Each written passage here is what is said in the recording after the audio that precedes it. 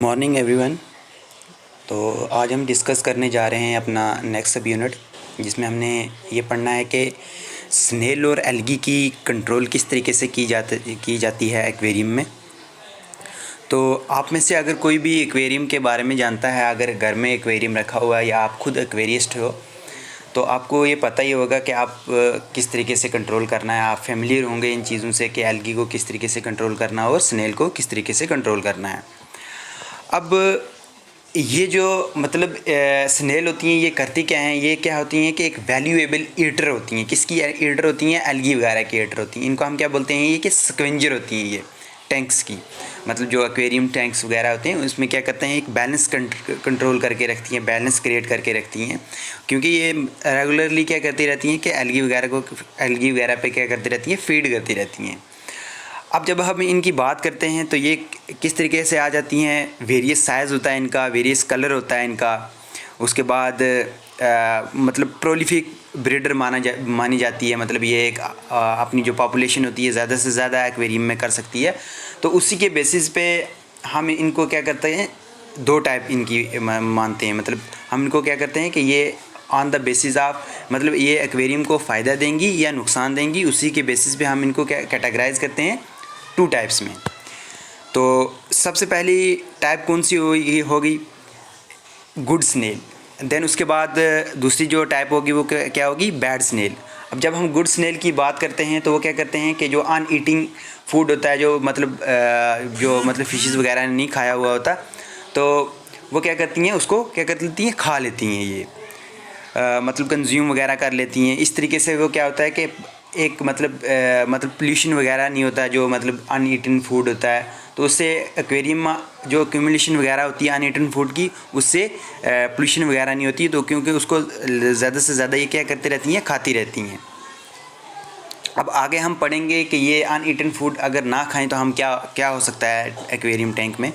Then उसके बाद bad snail ये होती हैं कि जो ज़्यादा से ज़्यादा क्या करती हैं कि मल्टीप्लाई करती रहती हैं। मतलब एक्वेरियम टैंक में अपनी पॉपुलेशन को ज़्यादा से ज़्यादा क्या करती रहती हैं, बढ़ाती रहती हैं, ज़्यादा से ज़्यादा मल्टीप्लिकेशन वगैरह करती रहती हैं, ज़्यादा से ज़्यादा कपुलेशन वगैरह करती रहती हैं। तो उससे क्या होता है कि जो बायोलॉजिकल फ़िल्टर होता है, यानी क्लॉग फ़िल्टर, तो उसमें क्या हो सकती है, थोड़ी बर्डन वगैरह हो सकता है, क्योंकि वो अच्छे से फ़िल्टर नहीं कर पाएगा पानी वगैरह को। तो उसी बेसिस पे हम इसको क्या बोलते हैं कि बैड स्नेल, ठीक है। देन उसके बाद अब इनकी जो पॉपुलेशन होगी, हम कंट्रोल उनको कैसे करेंगे? तो अगर मान लो कि हमारे टैंक में क्या है कि मतलब हमने देख ली कि स्नेल है, तो हमने उसको क्या करना है कि फिज़िकल एफर्ट लगा के हमने उसको क्या करना है, रिमूव करना है। मतलब हाथ बीच में डाल के पानी के जो टैंक होगा उसमें मतलब हाथ डाल के तो उसको क्या करना है, रिमूव करना है, ठीक है। देन उसके बाद या कुछ और होगी, मतलब इससे क्या होगा कि अगर हमने अच्छे तरीके से, मतलब अगर गाइडलाइंस को फॉलो ना किया कि हमने डायरेक्ट पानी में हाथ डाल दिया, मतलब स्टीरिलाइज वगैरह नहीं किया, साफ़ वगैरह नहीं किया, तो इससे क्या होगा कि और भी बैक्टीरिया उसके अंदर जा सकते हैं, और भी इन्वेडर वगैरह जा सकते हैं, जो बाद में मतलब इसके साथ स्नेल के साथ प्रॉब्लम्स हो सकती है। देन उसके बाद अब ये किस तरीके से हम इसको करते हैं कि मतलब जो मतलब स्नेल की पॉपुलेशन होती है वो क्या होती है कि मतलब ज़्यादा से ज़्यादा हो सकती है अबंडेंस ऑफ फूड की वजह से, ज़्यादा से ज़्यादा हो सकती है। जो मतलब ये मतलब नहीं खा सकते, मतलब ये फ़िश वगैरह नहीं खा सकती, तो उसकी वजह से इनकी क्या हो सकती है कि आवर पॉपुलेशन ज़्यादा से ज़्यादा टैंक में हो सकती है। ये रिप्रोड्यूस करेंगी ज़्यादा से ज़्यादा, और ज़्यादा से ज़्यादा कास्केड इफेक्ट क्या करेंगी, शो करेंगी। लेकिन उधर से फ़ायदा भी है, तो क्योंकि ये क्या करेंगी, एक किस्म से कंट्रोल करके रखेंगी, एल्गी वगैरह पे फीड करेंगी। देन उसके बाद अब एल्गी को हम किस तरीके से कंट्रोल कर सकते हैं? अगर एल्गी है हमारे पास, मतलब एल्गी हमने देख ली है वाटर टैंक में, तो एल्गी को हम इस तरीके से ग्रो करेंगे कि एल्गी के लिए दो चीज़ें चाहिए उसकी ग्रोथ होने के लिए। First one is light and then second one is nutrition. तो अगर हमने ज़्यादा से ज़्यादा लाइट होगी या न्यूट्रिशन वगैरह होगी, तो उससे क्या होगा कि एल्गी की क्या होगी, ग्रोथ होगी, ज़्यादा से ज़्यादा पॉपुलेशन होगी एल्गी की।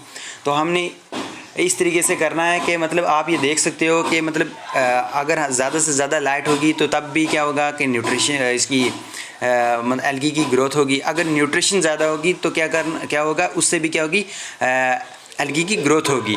तो हमने इन चीज़ों को क्या करके रखना है कि मेंटेन करके रखना है, हमने इन चीज़ों को एडजस्ट करके रखना है कि हमने कितना देना है एल्गी और कितनी देनी है सनलाइट, कितनी देनी है उसको, लाइट वगैरह कितनी देनी है।